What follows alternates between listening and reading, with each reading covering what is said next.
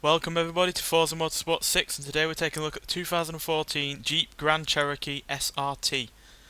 Now this is easily one of the my favourite SUV cars on the game, and I know I said the Lamborghini Urus was my favourite SUV on the game, but that's a concept car and this is a production car, so yeah, in terms of actual availability this kind of trumps that, even though that is an overall better car. But this is by no means a bad car at all. I personally love the look of it, and interior wise it's as up to spec as you'd expect from a car from 2014. Very spacious, very well equipped, and it's got a pretty big boot. And granted it doesn't have 7 seats like some SUVs do, but practicality wise there's very few cars that are even better than this.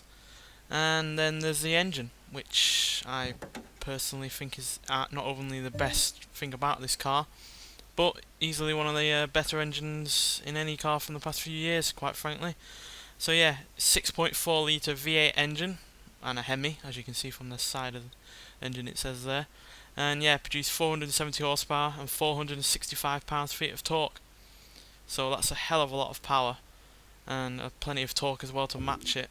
So yeah, this is a quick accelerating car, quite a high top speed car, and certainly quite a fast car for the kind of heavy beast that this is. It weighs 5,150 pounds, which is really heavy, but that power certainly makes it a quick car nonetheless. Now there's only really one car you can compare this against, and that's the 2014 Range Rover Supercharged.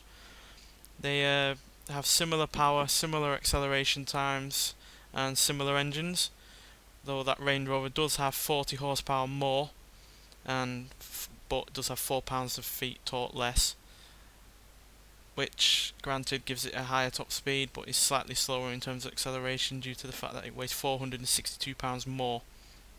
And that's down to the fact really that it was 6 inches longer at 197 inches, and 3 inches taller at 72 inches, which makes it a more practical car than this car.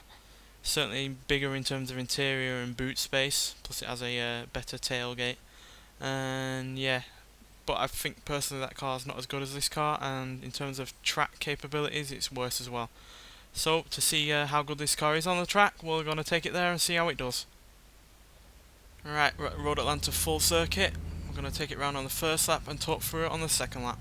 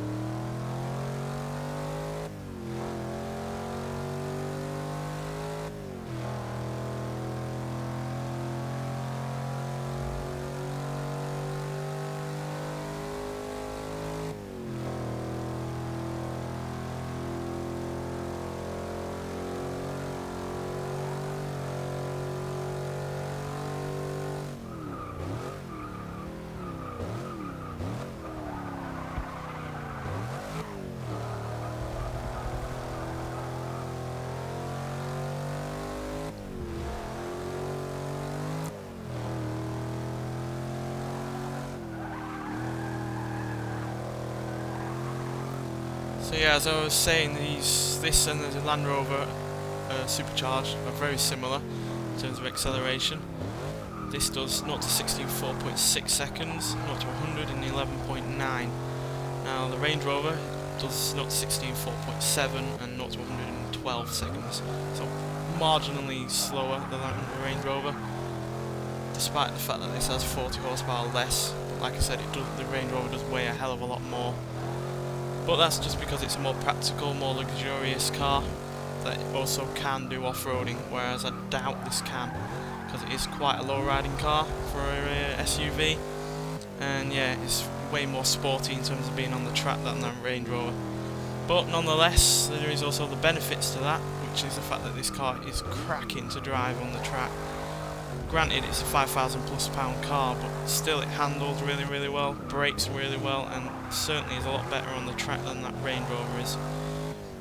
Though the Range Rover does have a higher top speed, this does 166 mile an hour, that does 178, but that's just because it has more power. And yeah, so that's why that's just a bit better on the top end, but it's not enough to really justify the fact that it's not got as good as handling or good as braking. What I do find funny though is that American cars in general for the past 5 decades or so have been pretty poor in terms of handling, and then in the last decade or so they've had cars that handle really well, and even their SUVs now handle really well, which is quite a surprise, to be honest. And yeah, this is now my favourite SUV on the game. There might be more that come along later in the day with DLCs and all sorts like that, but at the moment this is my favourite SUV of the game. And yeah, certainly it is a cut above the likes of that Range Rover. Unique features though to this SRT model are the fact that it has 20-inch alloy wheels, performance tyres and 4-piston Brembo brakes, which probably give it the edge over that Range Rover. So in conclusion, fast, good looking, great sounding engine by the way, pretty practical, but not the most practical car you can find. That Range Rover is slightly better in terms of practicality, but this is just better overall in terms of performance and handling and sheer joy in terms of driving. Anyway, thanks for watching, and I'll see you in the next one.